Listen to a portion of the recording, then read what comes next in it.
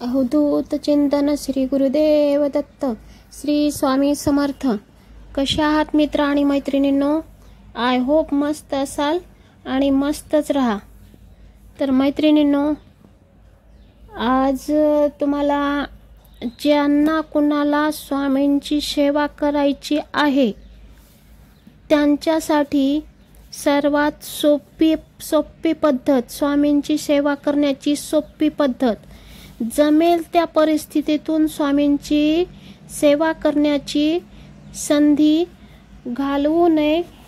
त्यांच्या चांगल्या स्वामी सेवा करून येणारे चांगले अनुभव आपल्या संसारासाठी, आपल्या मुलाबाळांसाठी, सर्वांसाठीच अतिशय लाभकारी ठरणार आहेत. तर मित्र आणि मैत्रिणींनो, जे कोणी स्वामी सेवेत आहेत, ज्यांनी कोणी स्वामी सेवा सुरू केलेली आहे पण त्यांना अनुभव चांगले नाही आहेत, अजूनपर्यंत अनुभव येत नाही आहेत, तर मित्र आणि मैत्रिणींनो, तुम्ही केलेली सेवा कधीही व्यर्थ जाणार नाही. स्वामींची सेवा ही कधीही व्यर्थ असणार नाही, व्यर्थ जाणार पण नाही आहे. आणि जरी तुम्हाला आता असे दाखवून किंवा समजून येत नसेल की तुम्ही स्वामींची सेवा करत आहात, 1 वर्ष झालं, 2 वर्ष झाले, समजा एवढा तर वेळ लागतच नाहीये. फक्त अनुभव कसा घ्यायचा थोड्या म्हणजे अशा छोट्या छोट्या गोष्टीतनं ते बारीकीनं लक्षात येतं. जर तुम्ही मनोभावे सेवा कराल तर तुम्हाला ते लवकरच नाही का. आणि जर समजा आपलं प्रारब्ध असं असेल की आपलं कधी जरा नाही का आपलं असेल की प्रारब्ध वाईट असेल, आपण आधी कुठलं कार्य आपलं नाही का चांगलं झालेलं नसेल, या जन्मात नाहीये तर आदल्या जन्मात सुद्धा कधी कुठे कार्य असं झालं कळत न कळत, ज्या काही गोष्टी घडायला नाही पाहिजे होत्या आणि तसं जर घडलं असेल समजा की ते मान्य असत नाही, पुण्याला ते प्राप्त होत नाहीये, पुण्य प्राप्त करायला समजा आपल्याकडून झालेल्या चुकांचं समजा जर काही ओझं असेल तर त्यामुळे थोडासा लेट असू शकतो. पण जेव्हा आपण निर्मळ मनाने आहोत किंवा आपल्यावरचं पापाचं ओझं कमी झालेलं असेल किंवा तरी सुद्धा तुम्हाला स्वामींची सेवा केल्याने तुमच्या जेवढं तुम्हाला समजा डोक्यावर पाप असेल त्याच्या ते होता होईल तेवढं लवकरात लवकरच कमी होऊन जात असतं. आणि कमी झाल्यानंतर तुम्हाला अगदी असं नाही का कुठल्याही गोष्टीत तुम्हाला नंतर कोणीही भीती दाखवू शकत नाही, तुम्ही स्वतःही भेणार नाहीयेत किंवा कुठल्याही गोष्टीमध्ये व्यत्ययही येणार नाहीयेत. तसं फक्त आपलं एक कर्म असतील तर ते कर्म फक्त आपले स्वच्छ होईपर्यंतच तुम्हाला ते आठवून येणार नाहीयेत, दिसून येणार नाहीयेत. पण स्वामींचं लक्ष तुमच्यावर कायमच असेल. जेव्हा तुमच्या नामस्मरणामध्ये स्वामींचं नाव असेल, तुमच्या तोंडामध्ये स्वामींचं नाव असेल तर मैत्रिणींनो, तुमचा भोग कमी होणारच आणि होणार. आणि त्यानंतर जेव्हा तुमचा भोग संपेल, जेव्हा तुमच्या वाईट कर्माची समजा सर्व वाईट कर्म संपतील तर त्यानंतर तुम्हाला एक असे दिवस पाहायला मिळणार की तुम्ही स्वप्नातही पाहिलेलं नसेल. कशा मार्गाने, कुठल्या मार्गाने, कसे स्वामी तुम्ही स्वप्नात नाही पाहिलं असेल एवढं सुख तुमच्या पदरात देतील. फक्त आणि फक्त तुम्ही हताश होऊ नका, तुम्ही धीर सोडू नका, तुम्ही असं नका वाटू देऊ की स्वामी काय करतायत, स्वामींनी काय केलं आहे, असं नका वाटू देऊ. स्वामी तुमच्या सदैव पाठीशी राहतील, असतात आणि आहेत. तुम्ही जर सेवा करत आहात तर स्वामींची सेवा कधीही व्यर्थ जाणार नाही आहे.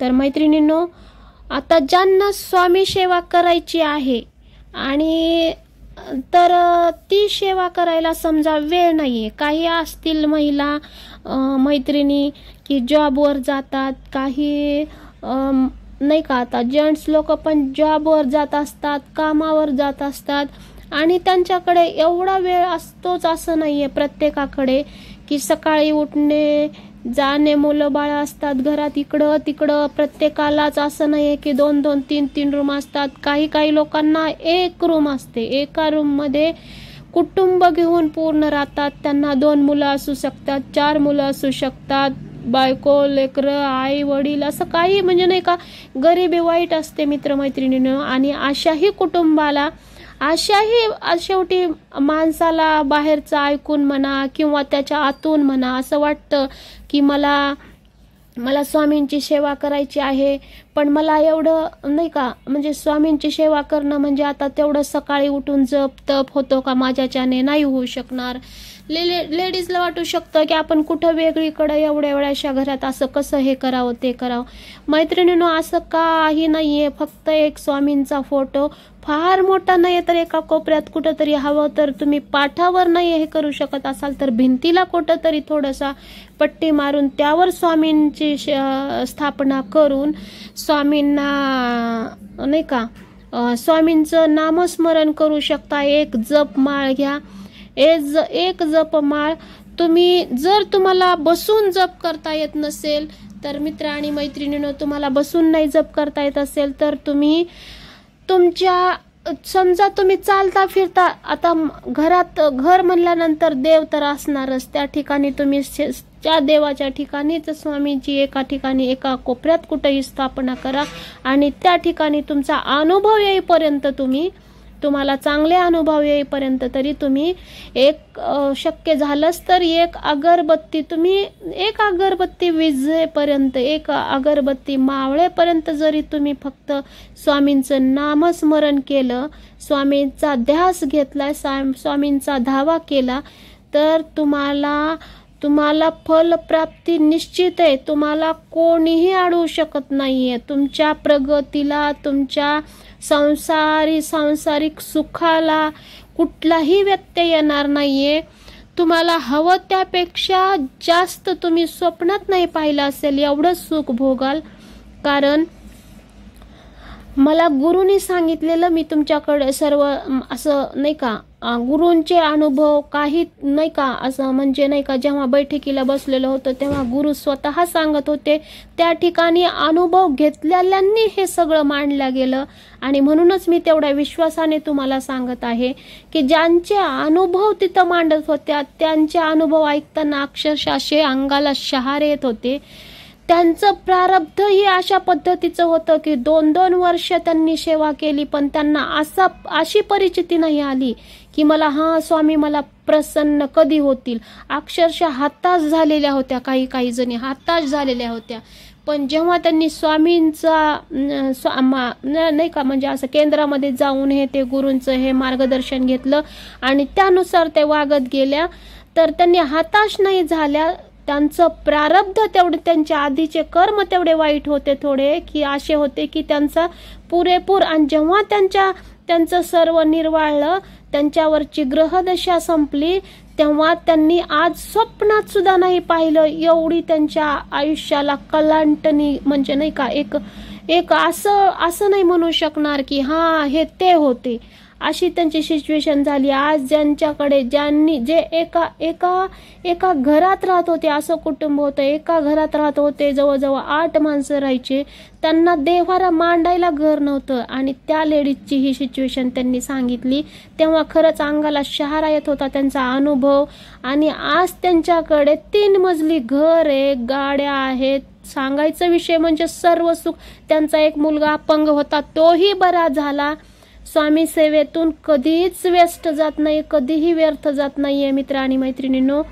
तर होता होईल तेवढी स्वामींची सेवा करा. चांगल्या कार्याला वेळ लागतो, काही वेळेला चांगलं कार्य घडण्यासाठी, चांगल्या गोष्टींसाठी थोडासा वेळ घ्यावा पण लागतो. आपणही स्वतः तेवढ्या शांत मनाने वेळ द्यावाही लागतो. वेळ येतच असते, चांगली वेळ, वाईट वेळ जशी असते आपल्यावर तशी ती वेळ जाते आणि चांगली वेळही येते. तर मैत्रिणींनो, हताश होऊ नका. शक्य असेल त्या पद्धतीनं तुम्ही आपलं सगळं सांगितल्याप्रमाणे नियम, कमीत कमी आंघोळ झाल्यानंतर, अगरबत्ती लावल्यानंतर तेवढ्या वेळेपुरतं तरी तुम्ही स्वामींचं म्हणजे नाही का, आता तुम्ही 11 माळी जर जप करू शकत नसाल तर कमीत कमी ती अगरबत्ती मावळेपर्यंत तरी तुम्ही तुमच्या तोंडातून नामस्मरण करा, जप करा स्वामींचा. आणि तुमच्या नाही का अशुद्ध असं शुद्ध मन ठेवा. मन शुद्ध ठेवून तुम्ही स्वामींचे अभ्यासक, प्रसारक, उपासक, प्रचारक हे सगळ्या